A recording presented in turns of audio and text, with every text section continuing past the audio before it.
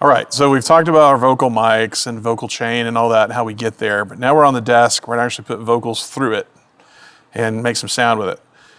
So the first thing is to figure out how to gain the thing up. Yeah. So Lee, like what's the definition of gain? Like how do we even start? What gain is? You know what we're talking about, right? The knob on the top. The knob, okay. Here's the deal. This is why we have Jeff, right? Yes. Jeff, help us out. What's the definition of gain? So gain is a measure of the ability of a circuit to amplify Hold it. Are you reading? Yeah. What's the deal, Kind man? of. What are you doing? Well, Wikipedia is helpful, but actually it is a little bit helpful. Gain is a measure of the ability of a circuit to increase the power or amplitude of a signal from the input to the output, usually by adding energy converted from some sort of power supply to the signal.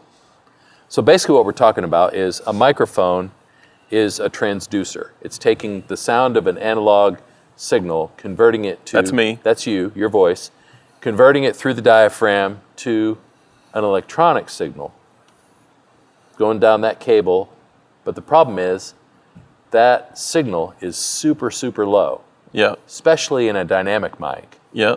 So it has to hit something that can add voltage to amplify the signal. That's why we call it a preamp or a preamplifier, because it's amplifying the signal before it gets to the console. You know what? Learn something new every day. I think this conversation is going to be really helpful for you and I. For the first time, I think I understand gain. Yeah. All right, so if we're going to take that and get this where we can actually hear it.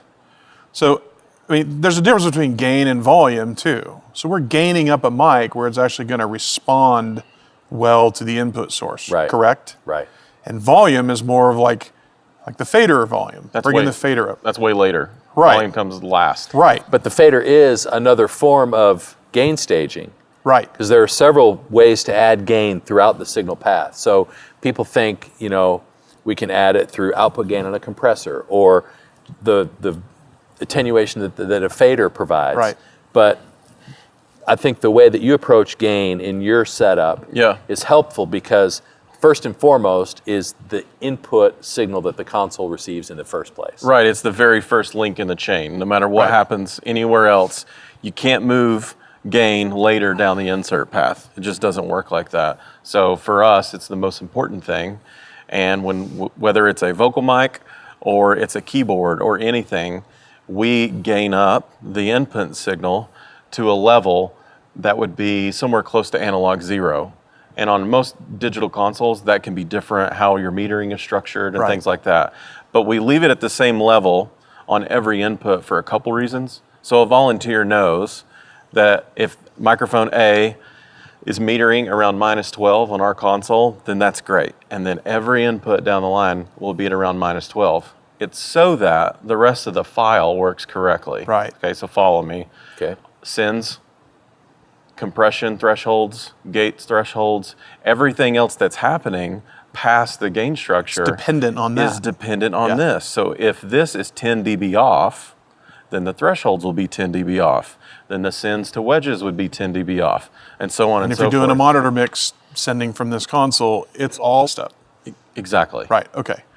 So if you're going to add gain, Yep. simple gain to the console, it's pretty simple. It is. So our gain, we have it on a digital slider here, or we can turn a knob, and you can see the input is really, really low right there. I'm talking in the mic, and you just want the average signal, again, average, to just be somewhere around analog zero. It's going to be somewhere in there on this console. So you still got room for peaks before you clip, but your average signal is somewhere around -12, -10, -18. Again, your console would be different.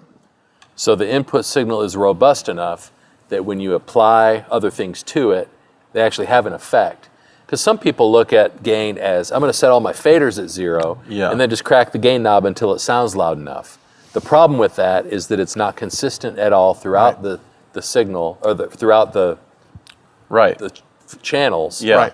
And there's not, usually you're just turning up noise when you're pushing up the fader because the signal Exactly. itself is not robust enough. Yeah, for me, I would choose to attenuate your level somewhere else. If your PA is too loud, that's not a good reason to turn the gain so far down that it degrades the rest of the signal Right. past the Right. preamp. Right.